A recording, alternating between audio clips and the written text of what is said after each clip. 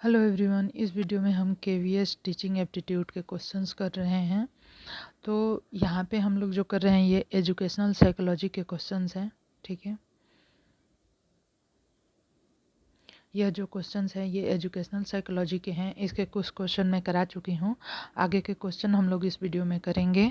और आपको चैनल पसंद आता है, वीडियो पसंद आता है तो चैनल को सब्सक्राइब करें, लाइक करें और शेयर करें। ठीक है, चलते हैं नेक्स्ट क्वेश्चन पे। The most important objective of education is, जो एजुकेशन का मोस्ट इम्पॉर्टेंट ऑब्जेक्टिव है वो क्या है? Multifarious growth of student, growth जो है बच्चों की हर एक दिशा में हो, या फिर qualify student to pick up jobs, या फिर बच्चों का जो एजुकेशन है उसका उद्देश्य है कि वो केवल एक डिग्री प्राप्त करें और उसके बाद जो है जॉब प्राप्त करें, या फिर qualify the student to make them self sufficient, या फिर हम स्टूडेंट को पास करते हैं या फिर पास होते हैं स्टूडेंट कि वो जो है उनके लिए अच्छा हो सके। Qualify the student to make them safe, या फिर केवल डिग्री को पास कर लेना ही बच्चों के लिए सफिशिएंट है, यही उनके लिए सफिशिएंट है।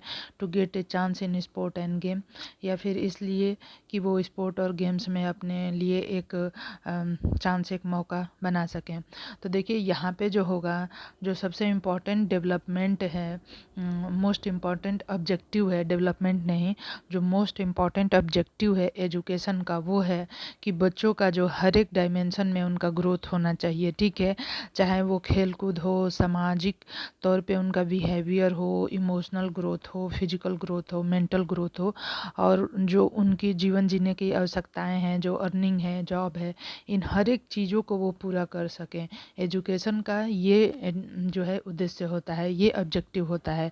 तो मल्टीफेरियस ग्रोथ ऑफ स्टूडेंट, यह जो है ऑब्जेक्टिव होता है। नेक्स्ट क्वेश्चन है, what behaviour do you expect from the student when you teach in classroom? आप जब क्लासरूम में पढ़ा रहे होते हैं तो एक बच्चे से किस तरह का बिहेवियर आप एक्सपेक्ट करते हैं?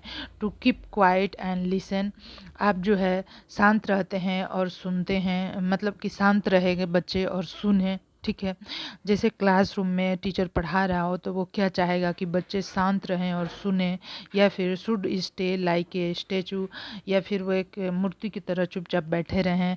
Should take active part in study, should not poke their voice in the middle of the session. ठीक है, तो आप क्या चाहेंगे ऐसी स्थिति में? तो यहाँ पे देखिए, केवल बच्चे अगर चुप रहे और शांति से सुनते हैं टीचर के लेक्चर को तो ये ठीक नहीं होगा उनके लिए। उन्हें उसे समझना चाहिए, बीच बीच में क्वेश्चन करने चाहिए और अपने नज़रिए, अपना जो स्टेटमेंट है वो भी देना चाहिए। ठीक है, तो ये तो नहीं होगा। Should stay like a statue, मूर्ति की तरह बैठ नहीं सकते, ये भी गलत है। और बीच बीच में देयर वॉइस इन मिडिल, जैसे ये बोलना या डिस्टर्ब करना, ये तो कोई कार्य ही नहीं हुआ, मतलब इसका तो कोई मतलब ही नहीं है। तो यहाँ पे देखिए, should take active part in the study, उन्हें स्टडी में जो है पार्टिसिपेट करना चाहिए। नेक्स्ट क्वेश्चन है वो है, next to develop self study, self study develop करने के लिए, सेल्फ स्टडी की हैबिट डेवलप करने के लिए in the student you will, self study की हैबिट डेवलप करने के लिए स्टूडेंट में आप क्या करेंगे? डिक्लेयर ए रिवार्ड, आप उन्हें रिवार्ड देंगे। Get them new literature, site example of people who do self study, आप कुछ इस तरह के एग्जाम्पल देंगे जो कि आप कुछ इस तरह के एग्जाम्पल देंगे जो कि सेल्फ स्टडी के लिए उन्हें प्रोत्साहित करे।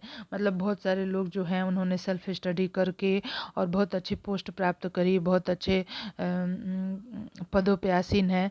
तो उस तरह के लोगों का आप एग्जाम्पल देंगे तो उससे क्या होगा कि बच्चों में सेल्फ स्टडी की हैबिट प्रमोट होगी, वो भी वैसा करना चाहेंगे। ठीक है, deliver a speech on self study, ये तो ठीक है, आप स्पीच दे सकते हैं कि सेल्फ स्टडी से क्या क्या फ़ायदे हैं, लेकिन उससे भी ज़्यादा प्रभावपूर्ण क्या रहेगा, ज़्यादा इफ़ेक्टिव क्या रहेगा?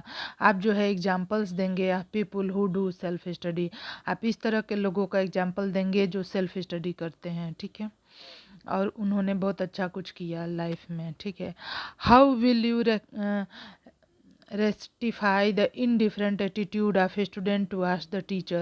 How will you rectify indifferent attitude of student towards the teacher.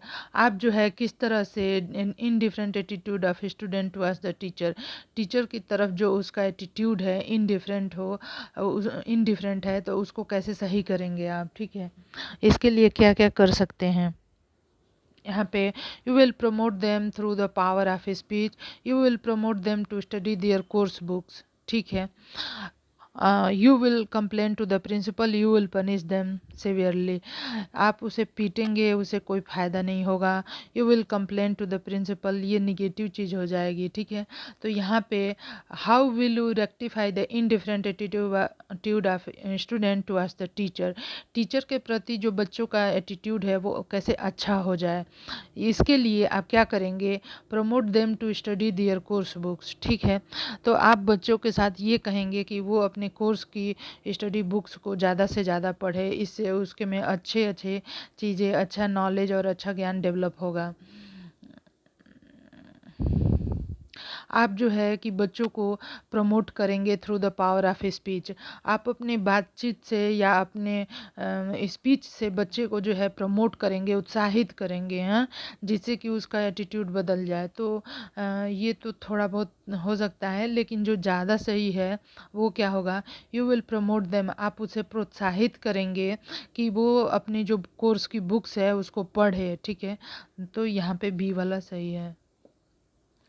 Next question है, the statement least characteristic of first grade children is that they are, जो स्टेटमेंट है least characteristic of first grade children is that they are, जो statement है least characteristic है first grade children is that दे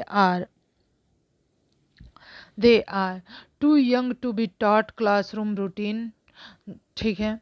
जो statement है least characteristic है, least characteristic है, सबसे कम वो गुण को प्रदर्शित करता है फर्स्ट ग्रेड के चिल्ड्रन को, is that they are too young to be taught classroom routine, वो जो है बहुत यंग है क्लासरूम रूटीन को समझने के लिए, ठीक है। Not at concern with group approval, very concern with adult approval, curious and exploratory, not at concern with group approval, group मतलब बहुत सारे लोगों का अप्रूवल नहीं चाहिए। Very concern with adult approval, बड़े लोग जब तक उससे सही नहीं कहते उसे नहीं मानता। क्यूरियस एंड एक्सप्लोरेटरी, तो यहाँ पे कह रहा है जो पहली ग्रेड में जो बच्चे पढ़ते हैं उनका जो है गुण क्या होता है, स्टेटमेंट लिस्ट कैरेक्टरिस्टिक, ठीक है। जो फर्स्ट ग्रेड में बच्चे पढ़ रहे होते हैं उनका गुण क्या होता है, too young to be taught classroom routine, वो जो है मतलब वो जो है क्लास 1 के रूटीन को समझने के लिए बहुत ही छोटे होते हैं, ठीक है, ये हो जाएगा। और यहाँ पे जो है not at concern with group approval, तो ऐसा नहीं है, बच्चों को जो फर्स्ट ग्रेड में जो बच्चे पढ़ रहे होते हैं उनको बड़े का अप्रूवल चाहिए होता है, ठीक है। ग्रुप का जो लोग भी आसपास हैं उनसे जब उसे अप्रूवल मिलता है तभी सही होता है, ठीक है। कंसर्न विथ एडल्ट अप्रूवल, ये भी मतलब कि यहाँ पे जो है देखिए क्या हो जाएगा कि too young to be taught classroom routine, ये जो है बहुत ही छोटे होते हैं क्लासरूम की रूटीन को समझने के लिए। जो क्लास 1 के बच्चे हैं वो जो है क्लास 1 की रूटीन को समझने के लिए बहुत छोटे होते हैं, तो ये बात जो है एकदम सही है। बाकी जो है ये बाकी ये जो चीज़ें हैं ये सारी इंपॉर्टेंट है। तो यहाँ पे पूछ रहा है लिस्ट कैरेक्टरिस्टिक, तो लिस्ट कैरेक्टरिस्टिक यही हो जाएगा, ठीक है। बाकी ये जो चीज़ें हैं ये कंसर्न करती हैं, जैसे जो छोटे बच्चे हैं अगर उनसे कहा जाए, बड़े लोग उनसे जो कार्य करने को कहते हैं तो उसे ही वो सही मानते हैं और करते हैं। क्यूरियस होते हैं, एक्सप्लोरेटरी होते हैं, ठीक है। और not at concern with group, और उनको ग्रुप का अप्रूवल चाहिए होता है, ऐसा नहीं है। जब 4 लोग जब मिल के कहते हैं तो उस बात को वो मान लेते हैं, ठीक है। नेक्स्ट जो क्वेश्चन है वो है, the disadvantaged child's chance for success in school will be maximised when,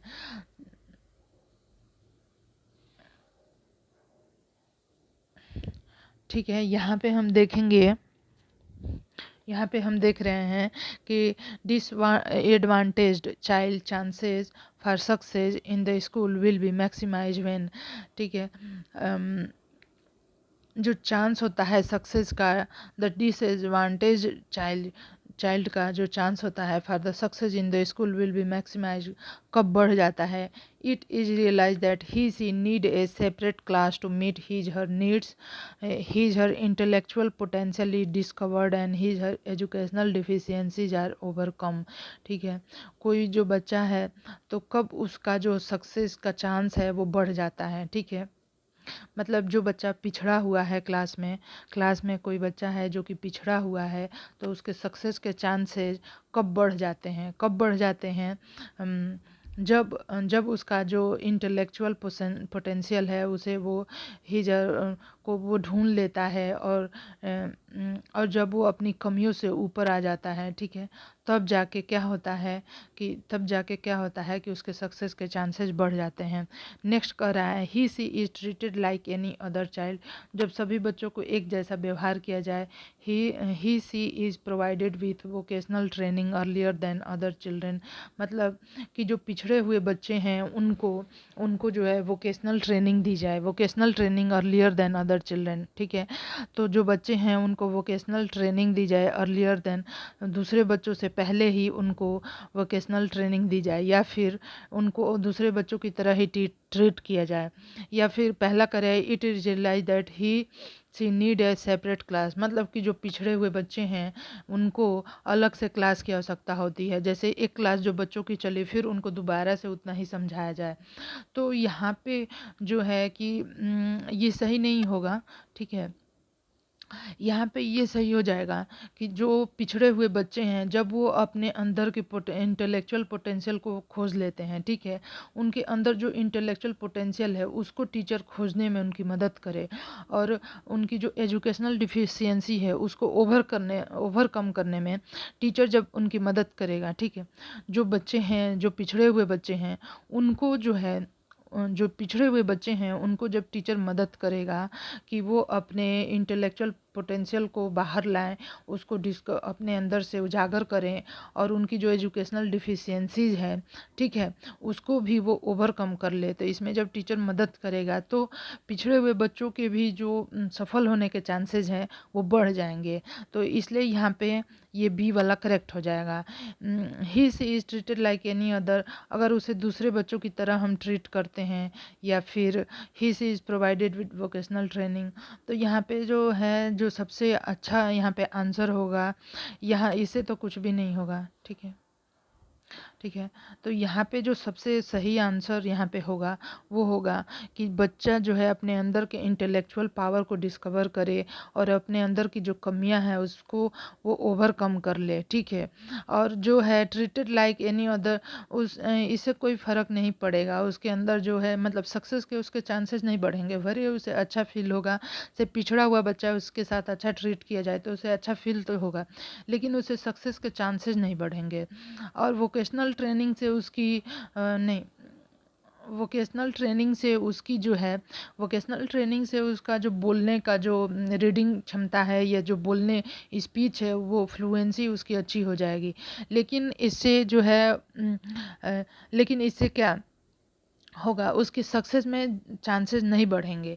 कब बढ़ेंगे उसके सक्सेस के चांसेस, जब वो जब उसकी इंटरनल इंटेलेक्ट को डिस्कवर करने में उसकी मदद की जाए, उसकी जो डिफिशियंसीज है, जो सीखने में असक्षम जो जहाँ जहाँ पे हो रहा है या जो कमी आ रही है उसके अंदर, उसको ओवरकम करने में टीचर उसकी मदद करे और स्टूडेंट खुद भी ये प्रयास करे, तब जाके ये ऐसा हो सकता है।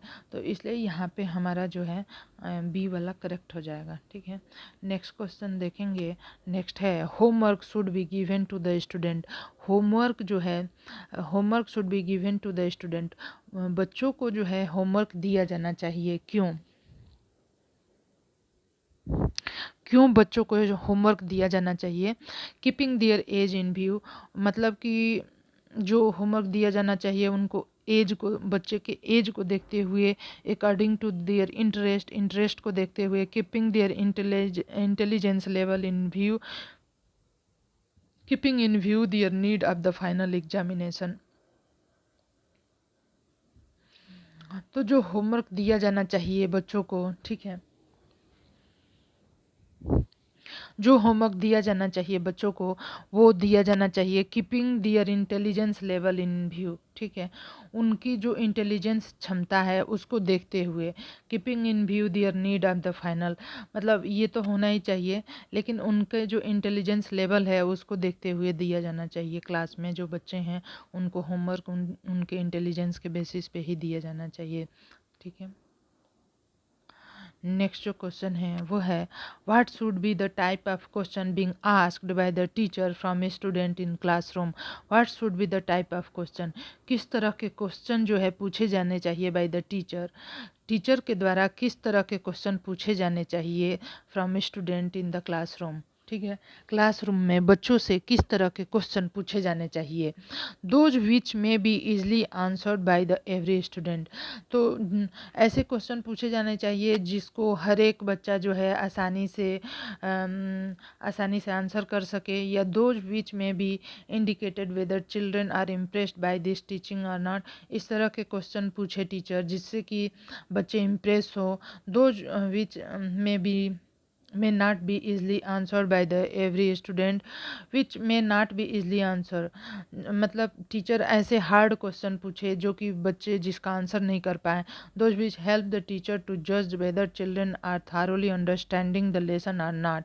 तो देखिए यहाँ पे जो है टीचर जब क्लास में क्वेश्चन पूछता है तो उसका उद्देश्य ये होता है, ऑब्जेक्टिव ये होता है कि वो समझ पाए, वो जज कर सके कि जो चिल्ड्रन है वो थारोली अंडरस्टैंड कर रहे हैं लेसन को कि नहीं, जो टॉपिक पढ़ाया गया, जो लेसन पढ़ाया गया उसको उसको बच्चों ने अच्छे से समझा है या नहीं, ये चीज़ को जज करने के लिए, इस चीज़ को जज करने के लिए, ठीक है, क्वेश्चन पूछे जाने चाहिए। तो यहाँ पे पूछ रहा है कि किस तरह के क्वेश्चन पूछे जाने चाहिए, तो क्वेश्चन पूछे जाने चाहिए इस तरह के जो कि जज कर सके कि जो लेसन पढ़ाया गया, जो तैयारी कराई गई है उसको बच्चे ने अच्छे से किया है या नहीं, ठीक है।